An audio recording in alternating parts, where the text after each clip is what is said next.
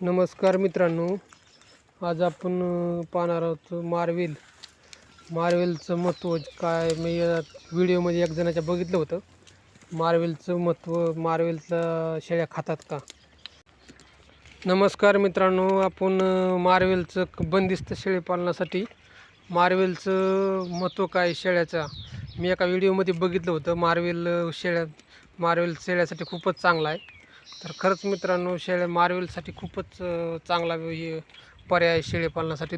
खास करून दूध वाढीसाठी मार्वेल दूध तर वाढतंच आहे मित्रांनो, पण शेळी चांगली तब्येत बी चांगली राहते.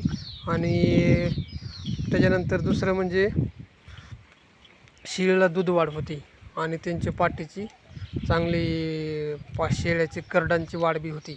दूध शेळ्याला दूध वाढल्यामुळं शेळीला चांगली म्हणजे करड्याची वाढ होते. आणि बघा, करडं कशी आहेत आपले.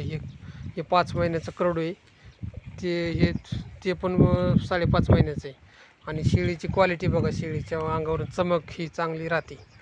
आणि त्याच्याबरोबर शेळीला थोडाफार शिवरी असेल तर रानात चांगलीच आहे. शिवरी आपण लावलेली रानामध्ये, तर शिवरीला रानात आणि बाहेरची शिवरी थोडी मिळून त्यांना चारा एक टायमाचा चारा चांगला होतो.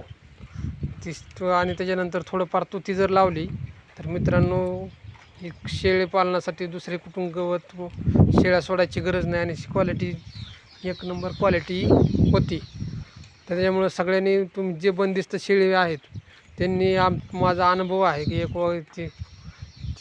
आणि अनुभव आहे माझा की मार्वेल आणि शिवरी, सरकारी शिवरी जी भेटते आपण म्हणतो, ती शिवरी तर सगळ्यांनी टाकावी. शेळ्यांना एक टायमाचा चारा एक टायमाचा चारा चांगला होतो. आणि त्याच्यानंतर एक टायमाचा खुराक असेल तर मग खुराक शेळ्याला द्यायचा, तर शेळ्याचं काहीच ताण नाही. हे बघा आपली क्वालिटी कशी शेळ्याची. हा बोकड आहे आपला, 5 महिन्याचा बोकड आहे.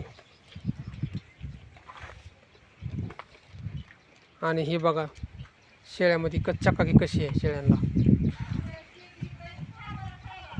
एकच सगळं म्हणजे ह्या 2-3 चाऱ्यामध्ये शेळीपालन सक्सेसफुल होऊ शकतं.